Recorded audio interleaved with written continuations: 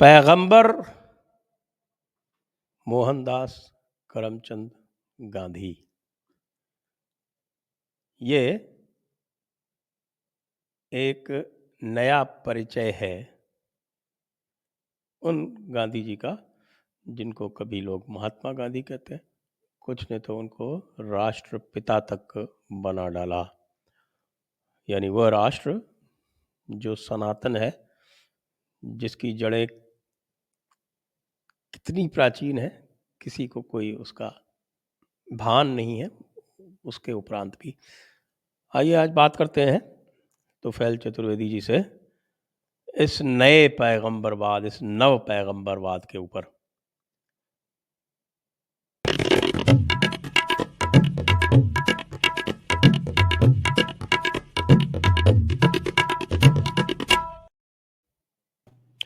नमस्ते सभी दर्शकों को, नमस्ते तुफैल जी को, आपका स्वागत है। आज वर्ष के दिन ये रिकॉर्डिंग चलाने जा रहे हैं और कुछ तथ्य आपके ध्यान में लाऊं। मोहनदास करमचंद गांधी,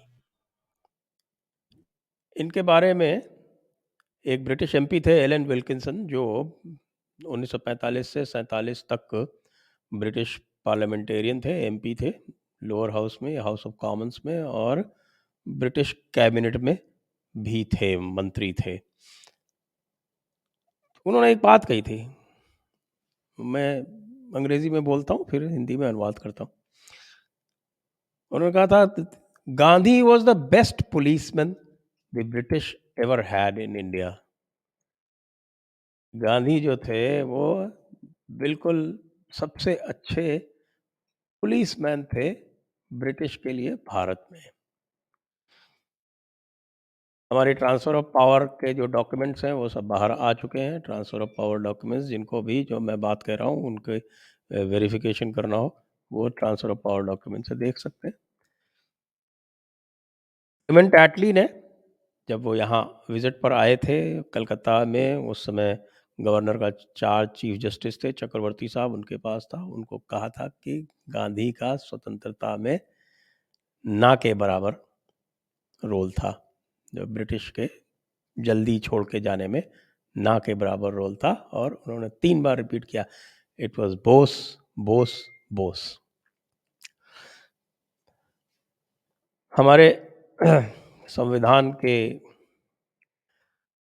ड्राफ्टिंग कमेटी के चेयरमैन, जिनको कई बार लोग संविधान का निर्माता भी कहते हैं, डॉक्टर अंबेडकर ने बहुत सारी बातें कही हैं। उसमें 2 बातें मुख्य हैं, वो मैं रख देता हूँ। एक तो उन्होंने ये कहा था कि यद्यपि काम बुरा था, लेकिन गांधी जी की जो मृत्यु है उससे देश को बहुत रिलीफ मिली।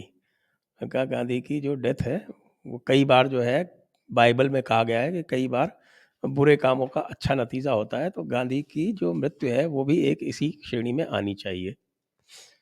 उन्होंने उसी पत्र में जो उसके उद्धृत है, और अंबेडकर के वर्क्स में आपको मिल जाएगा, उसमें यह भी कहा कि गांधी का अस्तित्व भारत के लिए एक बहुत बड़ा खतरा बन गया था। ये तो वो अंबेडकर हैं, उनकी भी आजकल जो है वो कांग्रेस के लिए बराबर के लिए वंदनीय हैं जितने उनके लिए गांधी वंदनीय है। तो ऐसे में गांधी को एक पैगंबर की तरह बना के, और यदि कोई गांधी के बारे में कुछ कहे, कुछ अशिष्ट भी कहे, तो उस पर धारा 153 ए जो आईपीसी की है, जिसका अर्थ होता है कि 2 वर्गों में वैमनस्य पैदा करना या 2 वर्गों में झगड़ा पैदा करना, वह कैसे लगाया जा सकता है। आपको कांग्रेस के इस कृत्य के बारे में जो छत्तीसगढ़ सरकार ने किया है, इन सब तथ्यों के प्रकाश में आप क्या सोचते हैं? बहुत बहुत धन्यवाद। मेरा प्रिय विषय है ये, जिसके लिए आपने मुझे आमंत्रित किया। एक जोरदार चीज सामने आई 153 ए लगाने से। ये दो वर्गों का झगड़ा है, यानी सामने से बात है कि हिंदू मुस्लिम। तो गांधी को इस्लामी लीडर कांग्रेस ने अंततोगत्वा मान लिया जो वो थे। उनके जीवन के प्रत्येक कार्य के पीछे अगर आप देखेंगे तो उसमें दिखाई देता है कि वो इस्लाम के प्रति बहुत सजग और बहुत ही अ, हर प्रकार से उसको छूट देने के आदी। गांधी की जो अपब्रिंगिंग है वो तोल्स्टॉय की है।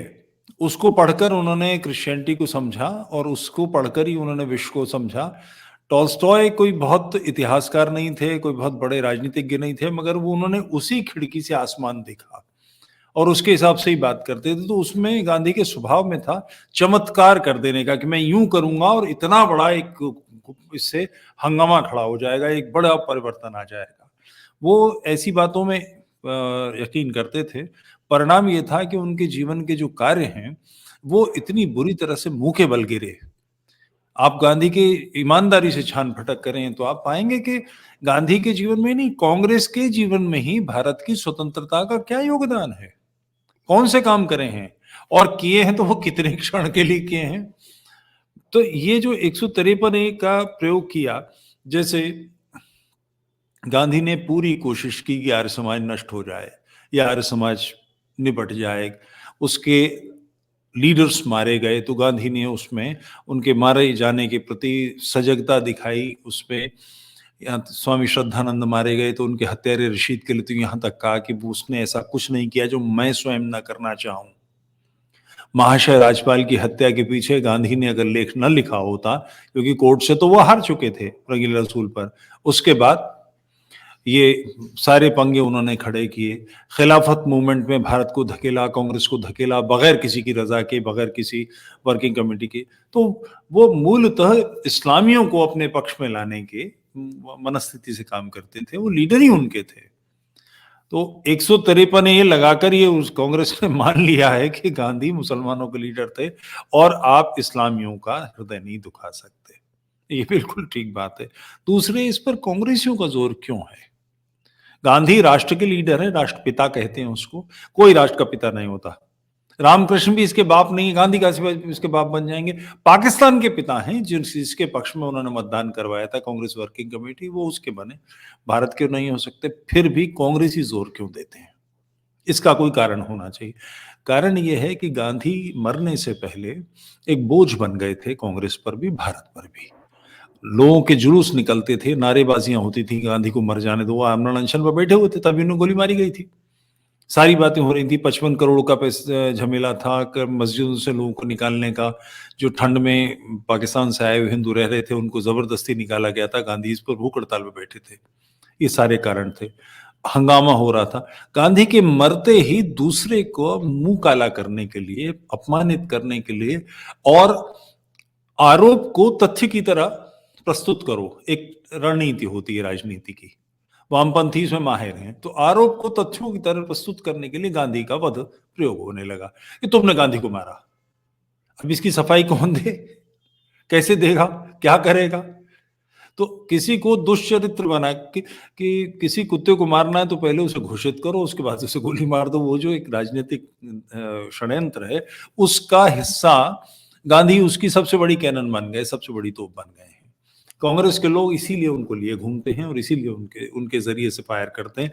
फायर गांधी नहीं कर रहे हैं, गांधी के कंधे के पीछे से कैनन फायर कर रही है, मगर गांधी को सामने खड़ा कर रखा है। कुलदीप नैयर साहब ने मुझसे कहा था निजी रूप से कि संघ के लोग गांधी की हत्या ने, तो मैंने उनसे पूछा कि किसी संघ के व्यक्ति को सजा हुई थी, मुकदमे में साबित हुआ था? तो बोले नहीं, विचारधारा। उनका विचारधारा हत्याएं करती है या उसके टूल हत्या करते हैं, मगर उनको जब कुछ कहने के लिए नहीं होता तो ये सबसे आसान है कि आरोप को इस तरह से प्रयोग करो कि दूसरे को जलील करो।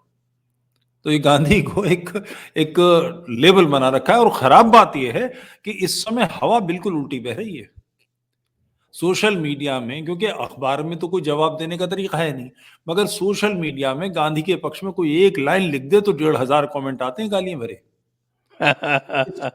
और इस समय मोदी जी पीछे हटे, इस समय बीजेपी के लोग पीछे हटे, आरएसएस के लोग पीछे हटे, ये गलत है, क्योंकि इस तथ्य से लोग पूरी तरह से स्पष्ट हो गया, लोग समझ गए हैं कि सच क्या है। तो ये समय इस धारा के साथ इस वेगवती नदी में गरजते बरसते आगे बढ़ने का है, इस किनारे बैठने का नहीं है ये समय, ऐसा मेरा कहना है। तो जो कार्य आप कर रहे हैं या हम कर रहे हैं और सारे लोग कर रहे हैं, इसकी लीड लेनी चाहिए कि भाई कुछ भी हो, आखिर पैगंबर को भी तो हम बात करते हैं ना, उसके जीवन के बारे में बात करते हैं, तो कोई व्यक्ति इतना पवित्र कैसे हो सकता है कि उसमें बात ही ना की जाए। ऋषियों पर बात कर सकते हैं हम, चक्रवर्ती सम्राटों पर बात कर सकते हैं, गांधी सबसे बड़ा हो गया, ये कैसे होगा? तो ये तो किसी को पैगंबर बनाने का क्या मतलब है? कोई सेंस ही नहीं है, तो बात ही बेहुदा है और भारतीय परंपरा के बिल्कुल विपरीत है। हम किसी भी विषय पर तर्क वितर्क चर्चा करेंगे, 8 प्रकार हैं तर्क के, उसमें वितंडा भी आता है, सारी की सारी बातें होंगी। तो ये तो गांधी को इस तरह से किया जा रहा है, बहुत गलत बात है, अनुचित है। देखिए, गांधी ने अपने जीवन में कोई ऐसी बड़ी किताब कोई नहीं लिखी। उनका जितना भी आप देखेंगे कलेक्टेड वर्क्स ऑफ गांधी जितने भी हैं, वो उनके जो उनकी चिट्ठियां हैं उसमें, उनके लिखे हुए आर्टिकल्स हैं उसके अंदर, और एक किताब है छोटी सी जो एक बुकलेट साइज में लगभग 100 पृष्ठ की है, उसका नाम है हिंद स्वराज्य। और उस हिंद स्वराज की जो भी तथाकथित गांधीवादी या समर्पित गांधीवादी जो भी है, उस हिंद स्वराज्य का नाम ले लेकर और ऐसा देखते हैं जैसे कि वो किसी प्रकार की बाइबल हो, वो गांधी के विचारों का फाउंडेशनल टेक्स्ट, गांधी के विचारों की नींव मानी जाती है। और उसको यदि आप पढ़ें, वो अधिक समय नहीं लगता, आधे घंटे में पूरी किताब आप वो पढ़ सकते हैं। बुकलेट टाइप की है, छोटी सी बुकलेट है। तो उसको पढ़ने के बाद, जैसे मैंने बहुत पहले पढ़ी थी, अभी 2-3 दिन पहले ये जब विषय चल रहा था, तो मैंने उसको एक बार फिर से पलटा और पूरा एक उस पे मैंने कई सारे ट्वीट भी किए। उसको पढ़ के कोई भी व्यक्ति जो भी सामान्य प्रज्ञा का कोई व्यक्ति है, तो उसको ऐसा लगे कि ये किस सन की आदमी ने लिखा है, यदि ये नहीं बताया जाए कि ये महात्मा गांधी के विचार हैं। और उसमें कैसी-कैसी बातें लिखी हुई हैं। गाय के वध के बारे में लिखते हैं कि आप गाय का वध करने से हिंदू के मन में हिंसा की भावना नहीं जागनी चाहिए। यदि उसको जो मुसलमान ने किसी ने ये किया भी है, तो भी उसको उस मुस्लिम की चरण वंदना करनी चाहिए। उससे उसके मन में सौम्यता आएगी और वो आगे से यह काम नहीं करेगा। ऐसा एक और वो कहते हैं कि चोर के बारे में कहते हैं कि मान लीजिए आपके घर में आपका पिता चोरी करने आ जाए, तो आप क्या करेंगे? अब ये ऐसा एक प्रश्न है जो मेरी सामान्य से बुद्धि में तो आ नहीं सकता था। फिर उसी में आगे लिखते हैं कि यदि कोई चोर या लुटेरा आपके यहाँ आता है, तो यदि आप उससे प्रतिशोध लेंगे, आप उसका प्रतिरोध करेंगे, तो हिंसा होगी और उससे निश्चित रूप से एक हिंसा का वातावरण बनेगा, अशांति फैलेगी।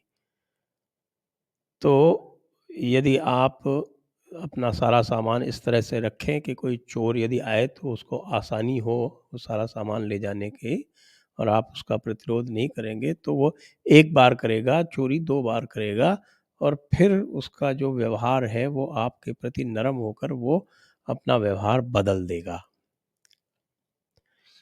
तो इस प्रकार की धारणा रखने वाले व्यक्ति को आप क्या कहेंगे? बॉडम एक चीज़ और कही थी मैं और ऐड कर दूँ कि इस्लाम जो है वो शांति का मज़हब है। ये उन्होंने स्पष्ट रूप से कहा।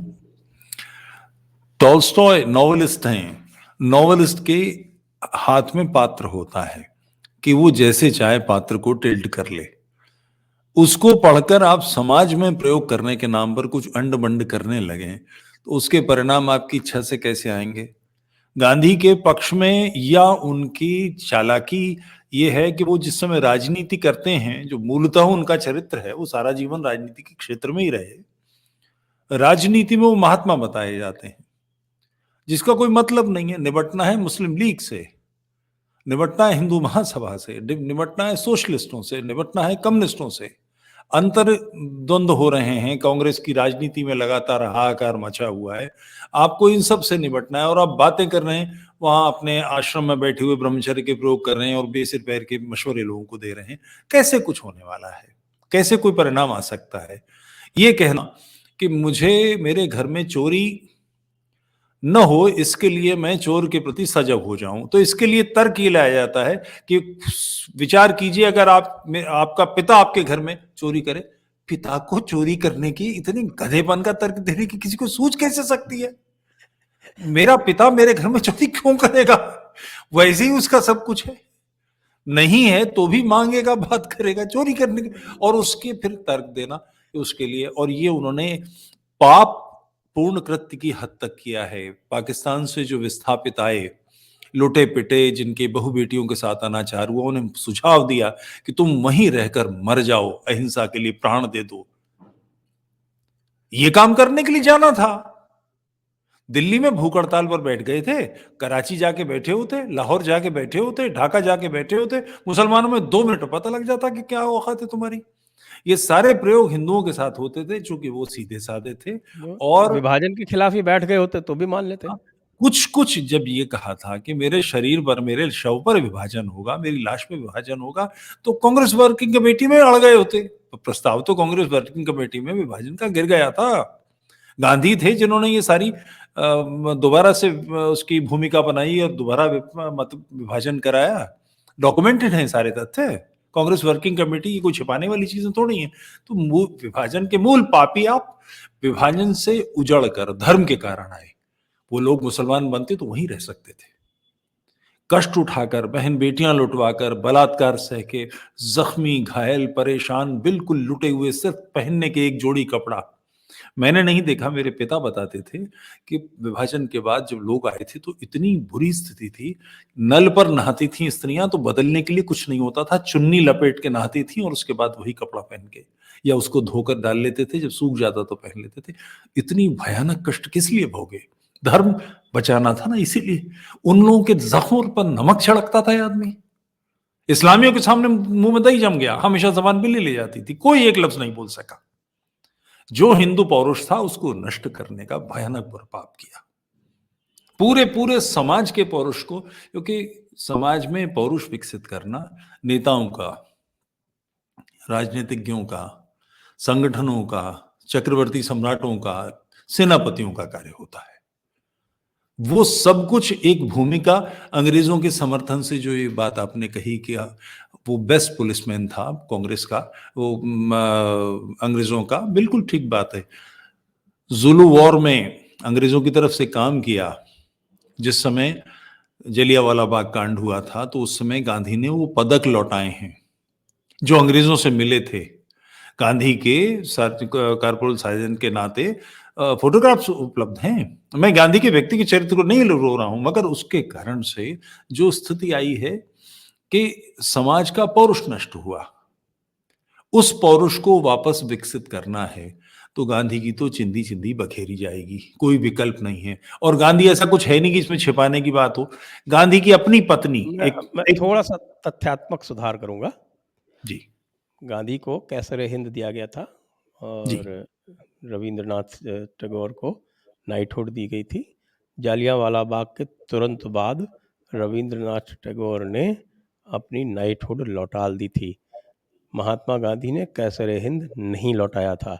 उन्होंने कब लौटाया? उन्होंने खिलाफत आंदोलन जब छेड़ दिया गया उसके बाद लौटाया। बिल्कुल ठीक आपने कहा, वो खिलाफत मूवमेंट के बाद लौटाया, यानी इस्लामियों के कारण वो लौटाया। ठीक उन्होंने किया। अब स्थिति ये है, गांधी के बारे में 2 किताबें बड़ी महत्वपूर्ण हैं। एक तो शंकर शरण की किताब है गांधी के ब्रह्मचर्य के प्रयोग, एक दयाशंकर शुक्ल सागर की है महात्मा गांधी के ब्रह्मचर्य के प्रयोग। गांधी का जो वाङ्मय है, वाङ्मय बेसिकली है क्या? कांग्रेस के जमाने में भारत सरकार ने, गांधी ने स्टैंप के पीछे भी अगर कोई एक लफ्ज लिखा है तो वो भी डॉक्यूमेंट करा लिया है, सब कुछ छाप लिया है, काफी बड़ा कुछ। उसमें गांधी की अपनी पत्नी कस्तूरबा का पत्र अपने पुत्र के नाम वो भी छपा हुआ है। वो लिखती हैं कि तुम्हारा बाप फुंकारने वाला सांप है। कस्तूरबा कह सकती है फुंकारने वाला सांप, हम क्यों नहीं कह सकते? हम तो उनके शब्द ही दोहरा रहे हैं, तो ये तथ्य तो लाने ही पड़ेंगे। और गांधी का वाक्य भी है कस्तूरबा के लिए कि तुम्हारी मां झगड़ने वाली चुड़ैल है। क्योंकि गांधी के पति पत्नी के संबंध जो पिक्चर में तो ऐसे दिखाए जाते हैं कि माँ माँ एक दूसरे के माँ बाप बने हुए हैं, सच ये नहीं है। आश्रम में हाहाकार मचा रहता था उनके ब्रह्मचर्य के प्रयोगों के कारण से। वो ऐसे बेट सिर पैर के काम, ब्रह्मचर्य तो हमारे ऋषि अनंत काल से धारण करते हैं।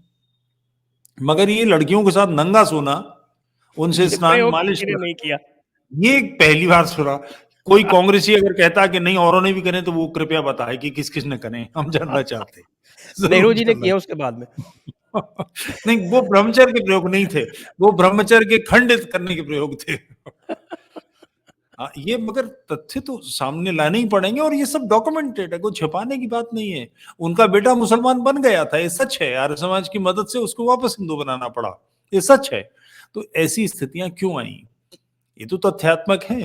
तो गांधी को अवध्य मानकर कि वो परम पूजित है, उस पर कोई बात ही नहीं कर सकते, क्यों नहीं कर सकते? निश्चित रूप से करेंगे। और इस काल में जब मुंह खोलने पर पाबंदी नहीं है, हम किसी इस्लामी स्टेट में नहीं है कि जबान काट दी जाए, गला हमारा उतार दिया जाए, वाजिबुल कत्ल नहीं है हम, तो हमें बात करने का अधिकार है। मगर ये 153 ये लगाना ये बहुत सही कदम है। इससे स्पष्ट होता है कि गांधी इस्लामी लीडर था और मुसलमानों को इससे कष्ट पहुंचेगा। ये यूं ही नहीं है कि गांधी मरा तो पाकिस्तान से फैज अहमद फैज, उनकी बेटी ने कहा था कि वो गांधी की उस शव यात्रा में आंसू बहाने आए थे पाकिस्तान से, क्योंकि वो बेसिकली लीडर उन्हीं का था। पाकिस्तान में झंडे नीचे किए गए थे। हाँ, इसीलिए कि पाकिस्तान बनाने में सबसे बड़ा योगदान है। ये तो बड़ी गलत बात है कि उन्होंने उसे राष्ट्रपिता नहीं बनाया, राष्ट्रपिता तो वो पाकिस्तान के ही हैं। राष्ट्रपिता तो वो पाकिस्तान के, मैं आपसे पूरी तरह सहमत हूँ, मैं भी यही कहता हूँ कि वो राष्ट्रपिता भारत है का और विभाजन लेकिन वो के लिए पाकिस्तान जो के राष्ट्रपिता हैं। आखिरी तलवार चलाई है, आखिरी कील ठोकी है, वो गांधी ने ठोकी है। ये तो तथ्य है। तो इस बात को क्यों नहीं कहा जा सकता? 153 हो या कोई सी धारा हो, मगर ये सत्य तो बोलना ही पड़ेगा। और मैं एक हाल में मेरा मन है कि मैं 4-5 सीरीज की गांधी के बारे में एक तथ्यात्मक बहस चर्चा करूं कि क्या सच रहा है और गांधी ने क्या क्या किया है और कैसा कैसा हमारी दुर्गत हुई है। क्योंकि अगर सच को हम नहीं छान फटक करेंगे, सच के बारे में नहीं लाएंगे, कूड़ा नहीं उड़ाएंगे, तो सही चीजें हाथ में कैसे आएंगी? हम टर्मोइल पर हैं, हम उस मोड़ पर हैं कि हम राष्ट्र को दिशा दे रहे हैं। भविष्य क्या तय होगा, हमारी संतानें किस भारत में सांस लेंगी, इसको तय करने का एक क्षण है।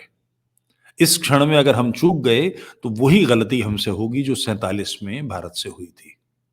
वो गलती अब और दोहराने नहीं एक देंगे। मैं आपको और निवेदन करूँ, ये आपके पैगंबर गांधी के बारे में अभी 2-3 दिन पहले प्रोफेसर कपिल कुमार के साथ मैंने एक शो किया था और उन्होंने जो डॉक्यूमेंट्स ट्रांसफ़र ऑफ पावर के आए हैं, उनका काफ़ी घोर अध्ययन किया है और उसके अतिरिक्त भी उन्होंने बहुत सारे और डॉक्यूमेंटेशन निकाले हैं, जिसमें से उन्होंने एक जो बड़ा एक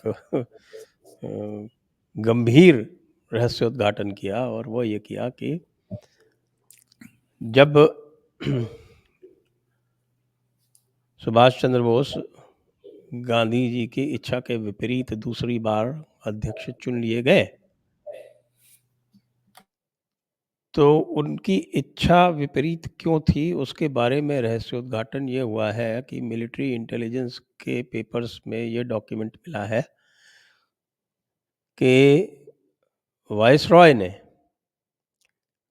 कृपलानी जी के माध्यम से एक फाइल गांधी जी को भेजी, जिसमें ये लिखा हुआ था कि किस तरह से बोस जो है एक वॉलंटियर फोर्स तैयार कर रहे हैं अंग्रेज़ों के विरुद्ध। और उसको देखते ही गांधी जी जो है वो चमक गए और उन्होंने कहा कि नहीं, बोस जो है वो दोबारा प्रेसिडेंट नहीं बनने चाहिए। और जब वो उनकी इच्छा के विरुद्ध प्रेसिडेंट बन गए तो उनको उनकी पसंद की एग्जीक्यूटिव कमेटी, वर्किंग कमेटी नहीं बनाने दी। जनरल सेक्रेटरी बना दिया कृपलानी को, जो उनकी बात नहीं मानता था, और स्थिति ऐसी क्रिएट कर दी कि अंततः बोस को इस्तीफा देना पड़ा। और इस्तीफा दे के फिर बाद में जब वो इस्तीफा दे दिया तो उनको उन्होंने अरेस्ट करवाया, नज़रबंद करवाया। और उस नज़रबंदी के बाद वो किसी तरह से निकल के और जाकर, और उनका जो पौरुष था उसके कारण हमको अंततः स्वतंत्रता जल्दी मिल गई। लेकिन उसमें भी लगातार बताते हैं, वो जो पूरा का पूरा जो ट्रांसफ़र ऑफ पावर डॉक्यूमेंट्स हैं उसमें ये दिखाया गया है कि गांधी जी, नेहरू और अंग्रेज़ों के बीच में लगातार विचार विमर्श, लगातार आदान-प्रदान, फाइलें एक दूसरे की तरफ भेजी जानी, ये सब का सब लगातार होता रहा। और निश्चित रूप से ये रहस्योद्घाटन बहुत जल्दी होने वाला है कि नेहरू को गांधी ने प्राइम मिनिस्टर ब्रिटिश सरकार की संस्तुति पर ही बनवाया था। तथ्य आने वाले हैं, आप कुछ दिनों की प्रतीक्षा कीजिए, वो तथ्य आपके सामने आ जाएंगे।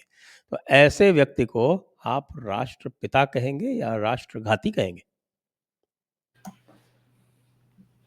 इसमें कुछ कहने जैसा है ही नहीं, ये बिल्कुल तथ्य है, सबके सामने है। आखिर और ये इस हद तक विचित्र है कि भारत पर पाकिस्तान ने आक्रमण कर दिया है। भारत का सेनाध्यक्ष और पाकिस्तान का सेनाध्यक्ष एक ही है। पाकिस्तान तो आखिरी लम्हे में मुकर गया, वरना गवर्नर जनरल भी एक ही होता। विभाजन के बाद जो भारत स्वतंत्र हुआ है, ये स्वतंत्र हुआ भी है, ये भी संदेहास्पद है। नहीं ये तो वो सब तो क्लियर अंग्रेज है, तो ट्रांसफर ऑफ पावर है, वो स्वतंत्रता थोड़े ही है। मैं एक इसमें आपको और तथ्य बता देता हूँ। जो इंडियन इंडिपेंडेंस एक्ट है 1947, उस इंडियन इंडिपेंडेंस एक्ट में डोमिनियन स्टेटस तो लिखा ही हुआ है, वो आज भी लिखा हुआ है वैसे तो डोमिनियन स्टेटस का। और उसका आर्टिकल सेक्शन 1 है, और उसके सेक्शन 2 में ये लिखा हुआ है कि जो संप्रभुता है वो किंग एम्परर के पास रहेगी ट्रांसफर ऑफ पावर के बाद। उसमें सब जगह शब्द डोमिनियन स्टेटस यूज हुआ है, उसमें शब्द सब जगह ट्रांसफर ऑफ पावर यूज हुआ है। केवल इतना सा है कि जो उसका टाइटल है उसमें इंडियन इंडिपेंडेंस एक्ट लिखा हुआ है, वो इंडिपेंडेंस वहाँ पे अलावा उसके अतिरिक्त और कहीं नहीं है। सेक्शन 2 में सॉवरेंटी जो है वो एम्परर के पास है, और वो उसका जो अमेंडमेंट है वो जाकर होता है 1976 में। वो जो सेक्शन 2 रिपील होता है जाके 1976 में, और इंडियन इंडिपेंडेंस एक्ट 1947 आज भी कायम है, रिपील नहीं हुआ है, ये ध्यान रहे। हालांकि भारत ने अपने संविधान में लिख दिया कि दे आर रिपील्ड। अरे भाई, भारत कौन होता है? अंग्रेजों का लॉ हम कैसे रिपील कर देंगे? वही गवर्नमेंट ऑफ इंडिया एक्ट 1935 और इंडियन इंडिपेंडेंस एक्ट 1947 दोनों ब्रिटिश पार्लियामेंट के कानून है। ब्रिटिश पार्लियामेंट ने आज तक उनको रिपील नहीं किया है, आपने अपने संविधान में रिपील कर दिया। 1976 तक तो आप डायरेक्टली उनकी सॉवरेंटी में थे बाय लॉ, आपने कभी उसके ऊपर आपत्ति नहीं की। 1976 में उन्होंने देखा होगा कि भई अब वापस कब्जा लेना संभव नहीं है, तो इसको हटा दो। तो ये पूरी तरह से उनकी दया पर, उनके मेहरबानी पर ये बना हुआ एक, जिसको बम्बई की भाषा में कहते हैं मांडवाली। और उस मांडवाली में लेन-देन में ये कांग्रेस को भारत दिया गया, और ब्रिटिश चाहते थे अलग करना जो भी हिस्सा, वो अलग करके ले गए। ये सीधी-सी बात है, ये समझ आने इसमें इसमें मेरा मुझे नहीं लगता कि जनता को बहुत कुछ समझाने की आवश्यकता है। तो ये कांग्रेस क्या करना चाहती है, क्या बताना चाहती है कि ये पूरे के पूरे इन्होंने दलाली खाई 1947 में? देखिए, ये बात बिल्कुल स्पष्ट है और ये बात स्पष्ट थी, मगर अब कठिनाई क्या है कि इसको फैलाने का काम या इसके हिसाब से योजना बनाने का काम राजनीतिक दलों का है। और राजनीतिक दल इस समय केंद्र में भाजपा है, अन्य प्रांतों में भाजपा है, वो कोई एक्शन एक्शन नहीं लेती।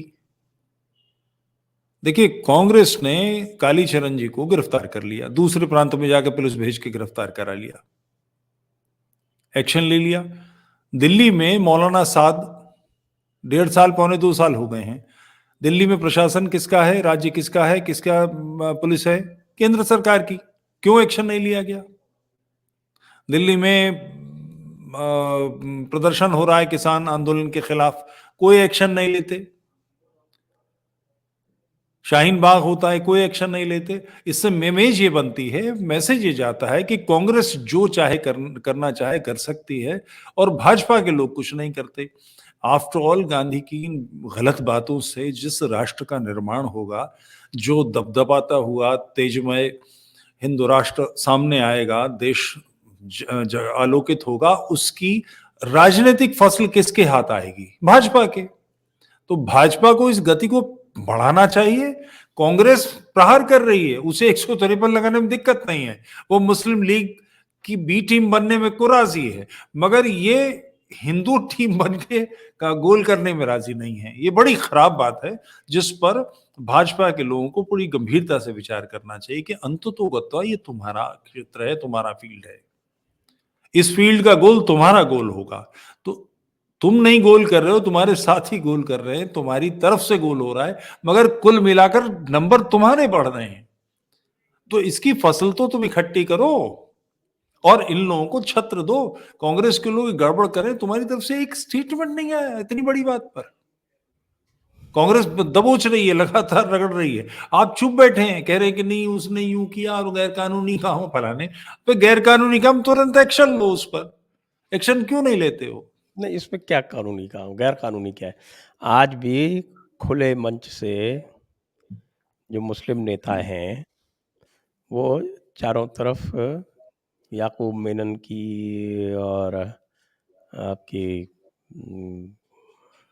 कसाब की और इस तरह के जो भी टेररिस्ट हैं, उनके फेवर में बोलते घूमते हैं। उनको जुडिशियल मर्डर कहा जाता है। और वो क्या है वो अफजल हम शर्मिंदा हैं, तेरे कातिल जिंदा हैं, ये नारे भी लगते हैं।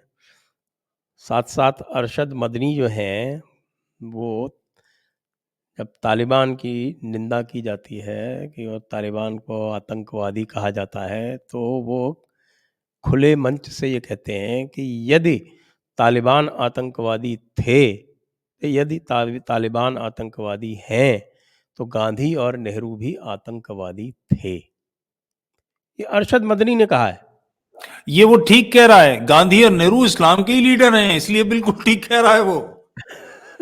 उसी कतार के आदमी हैं, ये हमारी कतार के नहीं है। बिल्कुल तो ठीक कह उनके रहा है। पैगंबर हैं, इसलिए उनके ऊपर अरशद मदनी कुछ कहेंगे तो उसके ऊपर एफआईआर दर्ज नहीं होगी, कहने का मतलब ये। मगर मगर प्रधानमंत्री का गला उतारने के लिए, या त्यागी जी के बारे में किराए कि 25 लाख रुपए दूंगा, उनको उनका गला काट दीजिए, इस तरह की बातें होती हैं तो उस पर कोई एक्शन ही नहीं है, मजाक बना रखा है। यही स्थिति गांधी के साथ थी। गांधी ने भी कहा था स्वामी श्रद्धानंद जो के हत्यारे के लिए, उसका पक्ष लिया था, उसका फेवर किया था और ये कहा था कि उसने ऐसा कुछ नहीं किया जो मैं न करना चाहूं। ये उसका है। ये जो क्या नाम इसका, कांग्रेस का लीडर है जिसके नाम पर दिल्ली में रोड है, हाँ, आसफ अली रोड। आसफ अली ने इस प्रोसेशन की नमाज पढ़ाई थी। रशीद जो मारा गया, फांसी हुई है, उसके बाद उसकी लाश को दफनाया गया था, तो उस प्रोसेशन की नमाज जनाजा इसने पढ़ाई थी। ये गांधी का राइट हैंड था। गांधी ने इन बातों को हमेशा इग्नोर किया, कांग्रेस ने हमेशा इग्नोर किया। इसका विरोध इंटरिम तो सरकार में मिनिस्टर था आसफ अली। इसका विरोध तो होना ही चाहिए था, पार्टी से निकाल फेंक देना चाहिए था, मगर गांधी ने तो खुद ही सारे काम किए थे। खिलाफत मूवमेंट का सब असली लीडर तो गांधी था। अली भैया तो खामका के लिए हैं, उनका नाम तो फजूल में लिया जाता है। इस काम को जो सबसे ज्यादा एग्जीक्यूट करने की कोशिश की है, वो मेहनत की है, वो गांधी ने की है। और ये बात समझ में नहीं आती कि भारत में अंग्रेजों के, मान लिया कि कांग्रेस अंग्रेजों के खिलाफ भारत में आंदोलन चला रही थी, तो जो स्वतंत्रता आंदोलन का नेता है वो अरबों पर तुर्की गुलामी लादने वाले के पक्ष में कैसे है? ये कैसे हो? ये एक यक्ष प्रश्न है जिसका उत्तर कांग्रेस कभी नहीं देती। कि आखिर भारत में अगर अंग्रेज का शासन नहीं चाहिए तो अरब कंट्रीज पर तुर्कों का शासन क्यों हो? और तुर्कों के ये खिलाफ तुर्की में ही बगावत हुई थी। अंग्रेजों का समर्थन था मगर बगावत तुर्की से हुई थी। और जब यहां पर बड़ा आंदोलन चला तो तुर्कों ने ही तुर्की के खलीफा को निकाल के बाहर करा, तुर्क से बाहर भगा दिया था। तो इस आंदोलन का क्या सेंस है? तो देखिए ये जो 153 ये बहुत बढ़िया चीज है। उन्होंने बिल्कुल कांग्रेस के लोगों ने अंततोगत्वा मान लिया है कि कांग्रेस मूलतः मुस्लिम लीग की बी टीम है। ये बहुत सही बात है। और ये जो जिसमें ये भाषण हुए हैं और ये गांधी को थोड़ा कोसा गया है, कुछ गाली वाली दी है, कुछ किया है। मुझे कुछ लोगों से पता लगा है कि वो कांग्रेस के लोगों की का जी हाँ, जी हाँ, सम्मेलन था। ये कांग्रेस के लोगों का ही सम्मेलन था। तो लेकिन ये बात यदि मैं ये कहना चाहता हूँ कि यदि कोई उम, राजनीतिक दल भाजपा जैसा उसको यदि कांग्रेस द्वारा आयोजित सम्मेलन में किसी कारणवश गड़बड़ हो गई और बेसिकली जो ये किया गया था वो हिंदुइज्म वर्सेस हिंदुत्व वाला एजेंडा चलाने के लिए किया गया था ये आयोजन धर्म संसद का छत्तीसगढ़ में। लेकिन उसमें जब ये गड़बड़ हो गई, तो इनको तो कालीचरण महाराज के समर्थन में खड़े होके इतना ही तो कहना है कि भई गोडसे की कृत्य की हम निंदा करते हैं, लेकिन कालीचरण महाराज की अभिव्यक्ति का जो अधिकार है, हम उसके पक्ष में हैं, इतना ही तो कहना है।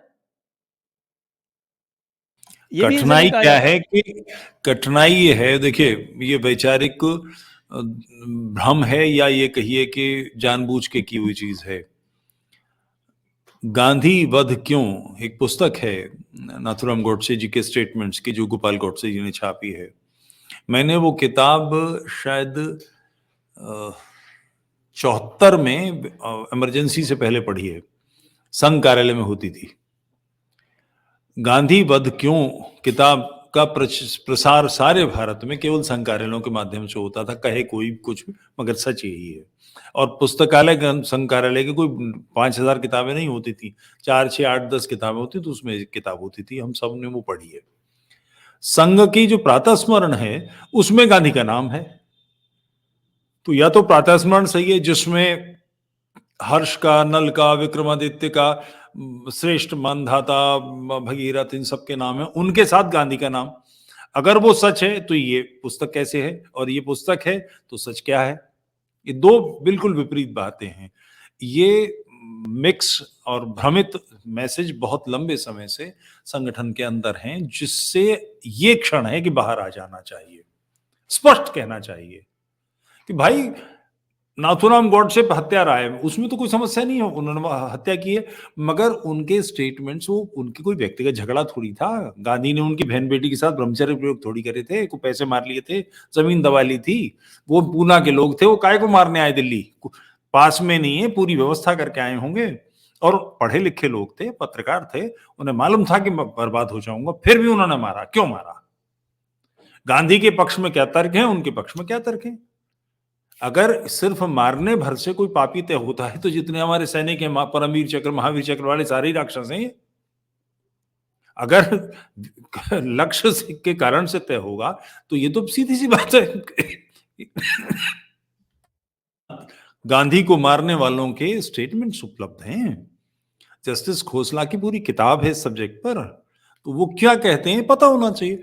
ये मौका है भाजपा के, संघ के लोगों को कि अपनी मूल धारा, जिसके सारे लोग हैं, हम सब संघ के लोग हैं, हम उसकी मूल धारा के लोग हैं, यही वातावरण है जो कालीचरण जी ने कहा है, इससे अलग कुछ नहीं है। ऊपर के लोग खामखा ये बात करते हैं, इससे बाहर आइए। हुआ ये है कि कालीचरण जी ने चद्दर खींच दी है गांधी की, और नीचे से हरी लंगोटी निकल आई। सीधी बात। तो ये तो सामने आएगा ही आएगा, जो पहन रखा है दिखाई देगा, झूठ बोलने से क्या होगा? तो इसे, ये तो बिल्कुल दिन के उजाले की तरह साफ है। चांद तारा लगा हुआ है उस लंगोटी पे, हरी, सिर्फ हरी नहीं है वो। तो इसमें छिपाने की बात क्या है? ये टर्मोइल है और खुलकर सामने आना चाहिए। गांधी का एक मैंने आर्टिकल कोट किया। 1 अक्टूबर 25 को यंग इंडिया में उन्होंने लिखा था। उसमें अपनी अहिंसा की जो मूर्खतापूर्ण एक ज़िद थी, उसके समर्थन में वो ये बोलते हैं कि अ, यदि कृष्ण का पात्र जैसा कि महाभारत में लिखा हुआ है, उस तरह का ही कृष्ण का पात्र है, तो मैं फिर ऐसे कृष्ण को नहीं मानता। ये उनकी एक अत्यंत मूर्खतापूर्ण वक्तव्य है, जिसको हमारे जितने भी सुनने वाले हैं, उनको ये जानना अत्यंत आवश्यक है। इसीलिए अमीयनाथ बोस ने, जो नेताजी के भांजे हैं, भतीजे हैं, अमीयनाथ बोस ने तो ये स्पष्ट कहा था कि Gandhi was no saint, he was a very astute politician, कि गांधी कोई संत महात्मा नहीं थे, वो एक बहुत ही चतुर राजनीतिज्ञ थे। मैं तो खैर राजनीतिज्ञ तो मानता हूँ, चतुर नहीं मानता। तो ये जो एक अहिंसा का जो एक ये ढोंग है, जिसको मैं कहता हूँ कि अहिंसा का, जिसको मैंने जितना भी गांधी वाङ्मय में इनकी अहिंसा की परिभाषा पढ़ी है, वो अहिंसा की परिभाषा पूरी तरह से हमारे शास्त्रों के विरुद्ध है। हमारे शास्त्रों की अहिंसा की परिभाषा ये है ही नहीं। धर्म की रक्षा के लिए यदि किसी का वध करना हो, तो उससे बड़ी अहिंसा कोई नहीं है। धर्म की रक्षा करने के लिए यदि आप चुप बैठे रहें और निरपराध व्यक्तियों का वध हो जाए, तो उससे बड़ी हिंसा कोई नहीं। महाभारत में ये मंत्र की तरह पवित्र वाक्य है, मनुस्मृति में भी है कि जो राजा प्रजा का रंजन नहीं करता तो प्रजा का धर्म है कि राजा का वध कर दे, हत्या नहीं, वध कर दे। ये धर्म है। ये स्त्रैणता को, कापुरुष होने को, एक हिजड़ेपन को अहिंसा बताना, अहिंसा कायरता का पर्याय नहीं है, कायरता का पर्यायवाची नहीं है। गांधी ने तो ऐसी विचित्र बातें की, और उसका कारण यह था कि उनकी मानसिकता, जो उनका अध्ययन था, वो इसी प्रकार का था। बहुत ही मामूली चीजें, बहुत ही कमजोर बातें। गांधी का लिखा हुआ जिस किताब का आप जिक्र कर रहे हैं, उस किताब को कोई कायदे का आदमी पढ़ ले, एक पैरे का दूसरे पैरे से संबंध जोड़ना तो बड़ी बात है, एक वाक्य का दूसरे अगले ही वाक्य से संबंध जोड़ना मुश्किल होता है। एक बिल्कुल जैसे सन्निपात का प्रलाप हो कि आदमी कह क्या रहा है। वो गालिब का शेर है ना, बक रहा हूं जुनून में क्या क्या कुछ न समझे खुदा करे कोई, वैसी वाली किताब है वो, बहुत ही बचकानी किताब। और इसी कारण से उस किताब का कहीं कोई जिक्र नहीं होता, कोई कांग्रेसी उसको कोट नहीं करता, उसके बारे में कहीं कोई चर्चा नहीं होती, क्योंकि गांधी बौद्धिक रूप से बहुत ही औसत दर्जे के व्यक्ति हैं। राजनीतिक चतुर छोड़िए, वो इस्लामियों के लिए यूजफुल इडियट थे, जिनका बिल्कुल। प्रयोग करके उन्होंने अपने आप को विकसित किया। वो यूज़फुल इडियट ब्रिटिश और इस्लामी दोनों के लिए थे, और एक हिंदुओं के लिए तो एक घातक विष की तरह थे। एक पुस्तक है आरएसएस के उस समय एचवी शेषाद्री जी की, जी हाँ। ट्रेजिक स्टोरी ऑफ पार्टीशन, और देश बट गया, बहुत बढ़िया किताब है। उसमें तथ्यात्मक रूप से पूरी एक, कि कैसे कैसे गांधी ने कब टेक ओवर किया और उसके बाद क्या क्या चीजें छोड़ी, हिंदू पौरुष को कैसे नष्ट किया गया शांति के नाम पर, अहिंसा के नाम पर, हिंदू मुस्लिम एकता के नाम पर, और अंततोगत्वा पर जिसका परावर्तन, जिन सारी योजनाओं का कुटिल परिणाम, खराब परिणाम, हिंदुओं के लिए बहुत विपरीत परिणाम आया विभाजन में। आप उसको पढ़ेंगे तो आप बार बार हर पन्ने से गांधी का चेहरा उभर के आता है, सामने दिखाई देता है कि ये लेकिन गांधी। आरएसएस वाले नहीं पढ़ते उसको आजकल। न पढ़ते हैं और न उस पे उसका कोई अनुगमन, अनुसरण करते हैं। हाँ, करना चाहिए, समझना चाहिए, क्योंकि उस किताब की जो निष्पत्ति है वो ये कि गांधी के पापों के कारण, और उसको, जिस कांग्रेस को वो लीड कर रहे थे, उसके कारण देश का विभाजन हुआ। तो फिर जिसने इतना बड़ा पाप किया, उसको दंड देने का तो कोई व्यवस्था न्याय में नहीं थी।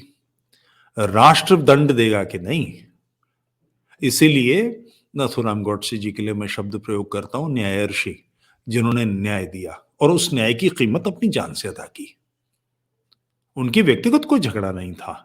तो वो काम जो उस पूरी किताब ट्रेजिक स्टोरी ऑफ पार्टीशन में बयान हुई है, उसकी पूर्णाहुति है ये।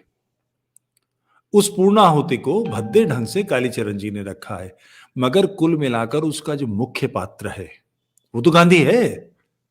उसके बारे में बात कैसे रोकी जा सकती है? ये कैसे कहा जा सकता है? आखिर देश पर आक्रमण हुआ और उस समय गांधी आमरण अनशन खोलने की शर्त में जोड़ता है कि पाकिस्तान को 55 करोड़ रुपए दिए जाने चाहिए। ये आग में घी डालना नहीं है तो और क्या है? ये बात आप बहस से कैसे हटा सकते हैं? गांधी को महात्मा कैसे बता सकते हैं जो भारत पर आक्रमण हुआ है, उस आक्रमण के समय पैसा देने की बात पर आमरण अनशन पर बैठा हुआ है। अब इस बात को, अगर इस बात से तिल मिलाकर कोई गांधी को गाली दे रहा है तो आप इसे कैसे रोक सकते हैं? और ये कैसे कह सकते हैं कि परम पवित्र के साथ ये कैसे हो गया? ये तो नहीं हो सकता। तो ये विषय तो सामने आएगा ही आएगा और आ रहा ही, बहुत अच्छी बात। इसमें ये है कि जो राष्ट्रवादी शक्तियां हैं वो इस मोड़ पर सही रास्ते पर, सही रथ पर आ जाएं, सही मार्ग पर आ जाएं। राष्ट्र इस समय भरपूर गति के साथ राष्ट्रोत्थान की ओर अग्रसर है। इस समय कोई दुविधा दिखाने का कारण ही नहीं है, बिल्कुल स्पष्ट ये है और इसके लिए अब कार्य करना है। जी, आप बिल्कुल सही कह रहे हैं। और वैसे ट्रेजिक स्टोरी ऑफ पार्टीशन जो शेषाद्री जी की है, उसमें से मैंने अपनी एक पूरी जो मेरी पुस्तक है अनब्रेकिंग इंडिया, अब हिंदी में भी उसका अनुवाद पूर्ण हो गया है, शीघ्र आएगी। उसमें पहले चैप्टर में ही वहीं से लाइन ली है, मैं उसको कोट करना चाहूँगा। और उन्होंने क्या कहा है? उन्होंने कहा है कि क्योंकि अंग्रेजी में है, वो पढ़ के फिर मैं अनुवाद करूँगा उसका, कि there were two type of behavioural patterns, Muslim and national, which collaborated closely for years. कि दो तरह के व्यवहार थे, एक मुस्लिम व्यवहार और एक दूसरा राष्ट्रीय व्यवहार, जो आपस में मिल के उन्होंने कोलैबोरेशन करके सालों तक और अंततः उसमें उसको पार्टीशन को अंजाम दिया, विभाजन को, इन दी फाइनल राउंड। फिर कहते हैं कि जो मुस्लिम व्यवहार था उसके जो कैरेक्टरिस्टिक थे वो क्या थे? एक्रिमनी यानी कलेश, एक्यूजेशंस मतलब आरोप, फिर कंप्लेंट्स शिकायतें, फिर डिमांड्स मांगे, फिर डिनंसिएशंस भर्त्सना, और अंत में स्ट्रीट राइट्स, सड़क पे दंगे। कि ये उनका बिल्कुल, ये उनका व्यवहार का पैटर्न था स्थापित। और इसके प्रत्युत्तर में जो राष्ट्रीय व्यवहार था वो क्या था? कहते हैं कि एक्विसेंस मान लेना, एसेंट स्वीकारोक्ति, कैजुअलरी मान मनोबल, कंसेशंस आप सुन रहे हैं? फैल जी, आपका ध्यान कहाँ है? मैं ध्यान में हूँ, आपके सामने ही हूँ, दरवाजा बंद करने के लिए इच्छुक था। फिर कैजुअलरी यानी मान मनोबल, फिर कंसेशंस, उसके बाद कॉवर्डिस कायरता, फिर सेल्फ रिप्रोच आत्मनिंदा, यानी कि गलती हुई तो उसमें अपनी आत्मनिंदा। ये बेसिकली गांधी के लिए कहा जा रहा है, ये गांधी का कार्य था ये। और फिर अंत में सरेंडर, आत्मसमर्पण। लेकिन खेद के साथ कहना पड़ रहा है कि जो वर्तमान सरकार है उसमें भी ये जो राष्ट्रीय लक्षण यहाँ पर व्याख्यापित किए गए हैं उनमें भी ये दिखने लगे हैं। तो इनका परिणाम भी फिर अंततः वही होगा जो इनका हुआ था। इस्लाम का ये वैश्विक राजनीतिक ढंग है, वो सारी दुनिया में उत्पात करते हैं और उस उत्पात के साथ कहते हैं कि देखिए हमको तो हमारा दमन किया जा रहा है, यानी हमें बदमाशी नहीं करने दी जा रही, हमें गुंडागर्दी नहीं करनी जा रही। मैं यहाँ स्पष्ट करता चलूँ, मुसलमान और इस्लाम में अंतर है मेरे लिए। जो इस्लाम के राजनीतिक लोग हैं या उसकी राजनीति संभालने वाले मुल्ला हैं, उनकी बात नहीं कर रहा हूँ, सामान्य मुसलमान तो शिकार है उनका, सारी दुनिया में। वो हर जगह ये करते हैं और लोग पीछे हट जाते हैं। किसी भी देश में देशभक्त और देशद्रोही 2 वर्ग होने चाहिए।